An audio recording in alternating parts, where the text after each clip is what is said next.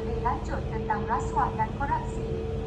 Topik-topik yang akan dibincangkan termasuk polisi baru kumpulan PBB, iaitu polisi tiada hadiah. Kita juga akan membincangkan tentang kesalahan penyalahgunaan kuasa, kepentingan menjalankan usaha wajah dan akhir sekali tentang aktiviti-aktiviti politik termasuk derma politik, lobi politik dan aktiviti politik yang lain. Secara amnya, anda tidak boleh menawarkan atau menerima rasuah dalam apa jua bentuk dan tidak boleh membuat atau menerima bayaran kemudahan sama ada semasa waktu bekerja ataupun di luar waktu bekerja. Dia kopi. Ini kerana menawarkan atau memberi rasuah boleh menyebabkan kumpulan PBB terdedah kepada Asalnya macam ketua ada kopi bermuka meja. 17A Akta Suruhanjaya Pencegahan Rasuah Malaysia 2009. Anda juga tidak boleh melakukan sebarang tindakan yang menyalahi undang-undang atau tidak beretika yang boleh merosakkan reputasi atau menjejaskan integriti kumpulan PBB. Mari kita lihat beberapa prinsip utama di bawah polisi dan prosedur anti rasuah dan korupsi kumpulan PBB. Pertama ialah polisi tiada hadiah. Tahun ini, sebagai sebahagian daripada usaha kumpulan PBB untuk mengukuhkan amalan integriti perniagaan, kumpulan PBB telah melaksanakan polisi tanpa hadiah.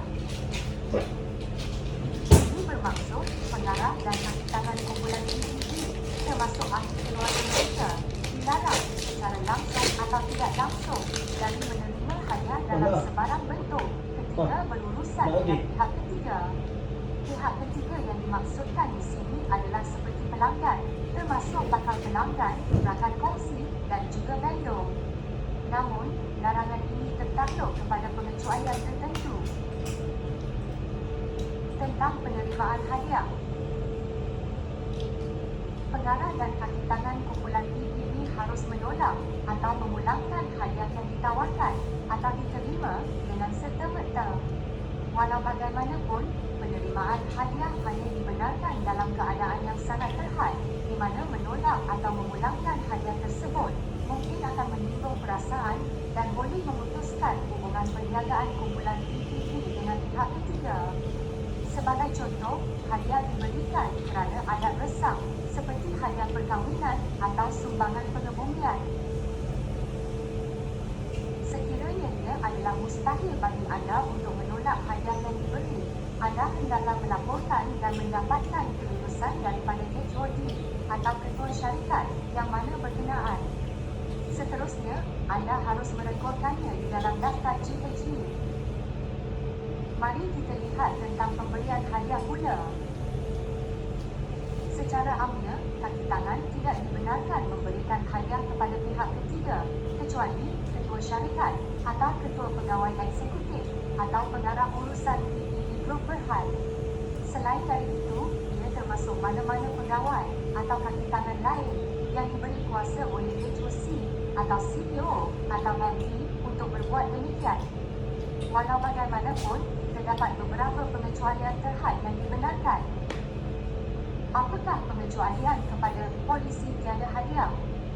Walaupun secara amnya, kumpulan PBB mengamalkan polisi tiada hadiah, namun terdapat pengecualian tertentu di mana penerimaan dan pemberian hadiah dibenarkan dalam situasi berikut. Pertama, pertukaran hadiah di peringkat syarikat ke syarikat. Seterusnya, hadiah yang diberikan secara terbuka dan terus serta diberikan kepada semua hadirin di majlis rasmi sesebuah syarikat. Hadiah secara peribadi yang diberikan kepada atau diterima oleh kaki tangan yang tiada kaitan langsung dengan tugas mereka atau tidak menimbulkan rasa terpaksa. Seterusnya, hadiah korporat dengan nilai berpatutan biasanya mengandungi logo syarikat dan merupakan sebahagian daripada aktiviti pemasaran dan penjenamaan. Hadiah kepada atau daripada pihak luar yang tidak mempunyai urusan perniagaan dengan kumpulan PBB. Contohnya, hadiah dalam bentuk wang atau dalam bentuk barangan kepada organisasi kebajikan seperti aktiviti CSR. Dan akhir sekali, hadiah-hadiah lain. Contohnya, hadiah yang diberi kerana adat resam seperti yang dinyatakan di dalam panduan pengecualian hadiah ataupun gift exception guidance. Selain itu, berikut ialah ringkasan pengecualian kepada polisi tiada hadiah seperti yang dinyatakan di bawah perkara 2 gift exception guidance.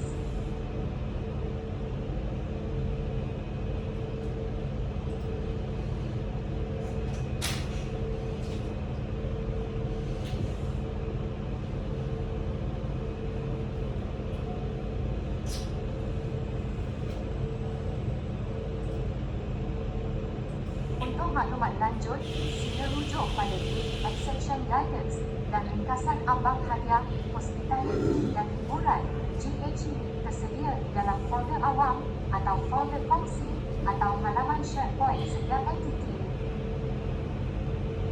Bilakah kaki tangan perlu membuat pengisytiharan? Memandangkan kumpulan PPE mempunyai polisi tiada hadiah, semua hadiah yang diberikan atau diterima mesti diisytiharkan. Ahli lembaga pengarah hendaklah mengisytiharkan kepada setiausaha syarikat. Pengisytiharan hendaklah dibuat melalui daftar GHE tersedia di dalam folder awam atau folder kongsi atau halaman SharePoint setiap entiti. Mari kita lihat senario yang berikut. Anda ditugaskan untuk menjaga kerja-kerja pengubahsuaian bagi syarikat anda. Semasa kerja-kerja pengubahsuaian, anda mendapati adanya kesilapan pada pengubahsuaian yang boleh memberi impak kepada keselamatan awam. Anda kemudiannya dengan segera memaklumkan kepada kontraktor. Selepas kontraktor berjaya membetulkan kesilapan itu, ia kemudiannya menawarkan anda dan keluarga kecil anda satu percutian pendek di pekan sekincan. Tawaran tersebut termasuk penginapan di salah sebuah hotel yang dikendalikan oleh keluarga kontraktor tersebut. Ia juga termasuk lawatan sehari ke sawah padi dan perkampungan nelayan yang terkenal di sekincan. Soalannya, apa yang perlu anda lakukan sekarang? Jawapannya ialah, anda tidak sepatutnya menerima tawaran oleh kontraktor. Walaupun ia mungkin satu tawaran penghargaan yang tuding, anda harus dengan sopan tetapi tegas menolak tawaran tersebut dan memberitahu kontraktor tentang polisi tiada hadiah kumpulan PPE. Memandangkan anda berjaya menolak tawarannya, oleh itu anda tidak perlu membuat pengisytiharan melalui daftar GHE. Seterusnya, kita akan lihat tentang penyalahgunaan kuasa. Anda tidak boleh menggunakan kuasa atau kedudukan anda atau nama kumpulan PPE untuk kepentingan peribadi anda, sama ada dalam transaksi pembelian runcit anda atau dalam pelaburan. Tambahan pula, penggunaan kedudukan atau kuasa untuk mendapatkan layanan keutamaan atau untuk faedah peribadi boleh menjadi satu kesalahan di bawah undang-undang anti rasuah di kebanyakan negara.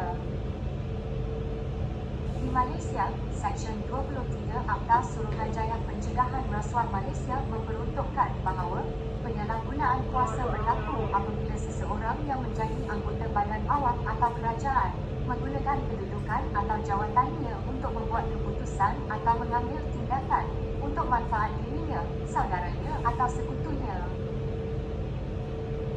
Walaupun kesalahan penyalahgunaan kuasa di Malaysia tertumpu kepada anggota badan awam atau kerajaan, secara amnya, orang awam mungkin berpotensi melakukan kesalahan rasuah jika mereka menggunakan kedudukan mereka untuk meminta suapan untuk kepentingan peribadi mereka. Mari kita tonton video seterusnya. Pada 2015, dunia bola sepak digemparkan dengan berita siasatan ke atas FIFA oleh pegawai penguasa Amerika Syarikat dan Switzerland berhubung kes rasuah yang dilakukan oleh pegawai-pegawainya. Walaupun sudah ramai yang tahu mengenai amalan rasuah di FIFA sememangnya sangat berleluasa sebelum pendedahan ini, tetapi kemunculan beberapa saksi baru yang membolehkan pihak FBI dan Jabatan Kehakiman Amerika Syarikat mendapat bukti baru untuk memulakan dakwaan. Pada awalnya, Amerika Syarikat memulakan langkah pertama dengan mendakwa 9 pegawai FIFA dan 5 eksekutif syarikat sukan atas kesalahan rasuah, menggelapkan mata wang dan penipuan cukai. Semua kesalahan ini didakwa dilakukan sejak tahun 1991 dengan jumlah yang terlibat adalah 97 juta. Beberapa jam kemudian, Pihak berkuasa New Zealand pula mula melancarkan siasatan terhadap proses undian hak tuan rumah Piala Dunia 2018 dan 2022. Sekarang, mari kita lihat akan kepentingan menjalankan usaha wajar. Usaha wajar atau due diligence ialah pemeriksaan latar belakang yang mendalam yang dilakukan oleh syarikat terhadap perniagaan atau individu. Ia dilakukan sebelum memulakan sebarang aktiviti perniagaan seperti menandatangani kontrak, melantik vendor atau sebarang aktiviti pemerolehan. Ini adalah penting bagi memastikan kumpulan PPB tidak terdedah kepada risiko-risiko seperti berikut: risiko undang-undang, risiko kewangan, risiko operasi dan risiko reputasi. Bagi kumpulan PPB, tahap due diligence yang dilakukan terhadap pihak ketiga adalah tertakluk kepada tahap risikonya. Lebih tinggi risiko, maka kadar usaha wajar yang diambil akan dipertingkatkan lagi. Apakah akibatnya sekiranya syarikat gagal untuk membuat due diligence sebelum membuat transaksi perniagaan? Mari kita lihat video ini.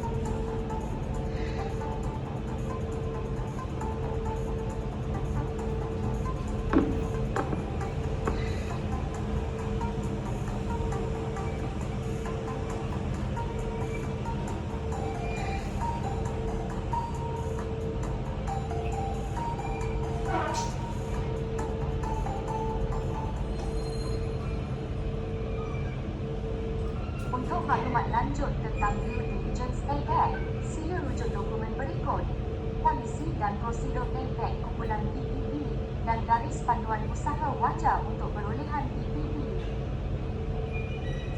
Seterusnya, mari kita lihat tentang aktiviti politik, derma, lobi dan aktiviti politik yang lain. Polisi tiada derma politik kumpulan PPB. Kumpulan PPB mengamalkan polisi tiada derma politik yang tegas. Ini bermaksud sekiranya anda menerima permintaan, contohnya untuk kumpulan PPB membuat derma politik bagi menyokong parti politik, anda mesti dengan sopan dan tegas memaklumkan kepada peminta tentang polisi tiada derma politik kumpulan PPB. Mari kita lihat pula tentang lobi politik.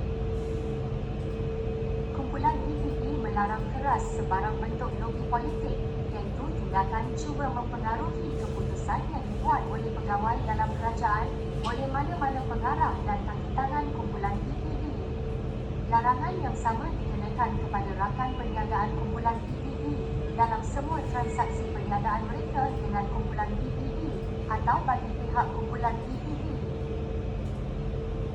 Akhir sekali, kita lihat pula aktiviti politik lain.